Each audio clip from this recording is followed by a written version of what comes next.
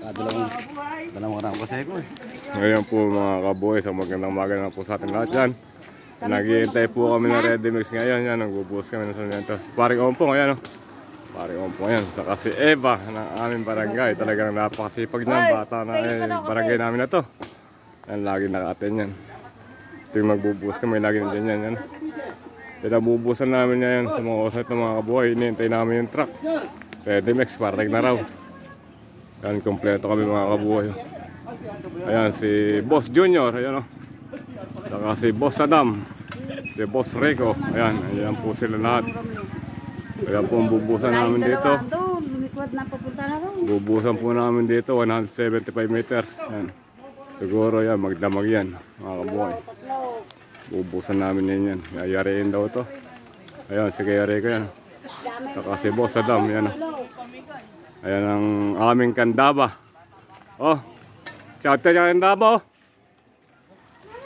Ayan si Andre yan oh. Ayan ang aming mga naunang nagawa oh. Ayan mga kaboy. Dito pa rin yan sa Paltok. Ang Bustos Bulacan yan. Magyayari kami ng buhos ngayon. Ayan, oh. Ayan mga kasama namin. Hihintay kami ng ready mix. Ayan ang sa amin bubusan oh. Kapal yan, 30 kapal yan. Ay mga bakal oh. Mga tingabutan mga kabuhay. Yan ang sa amin mga binusa ng una. Maya maya lang darating na yung ready mix namin nito. Yan. Ayan si Andre oh. Sinisipot yung bakal kung diretso. Diretso ba yung bakal, Ray? Paling. Oh, paling yan. Diretso mo. Ayan oh. Si Boss Adam.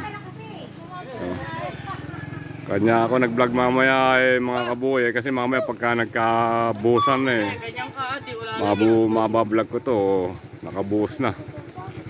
Ayan o, para makakita na nyo yung aming bubusan. Sisimulan. Ayan o.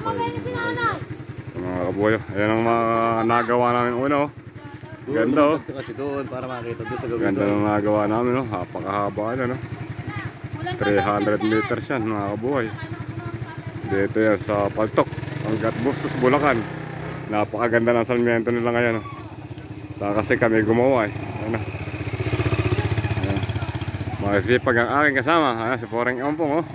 Ayan naman nakasusong buwan ha. Saan nyo na naman tayo yung kaso ha? Walang iniwan doon sa plato ha. Sige mga kabuhay, hanggang mamaya lang ulit pagka kami nagbuhos na.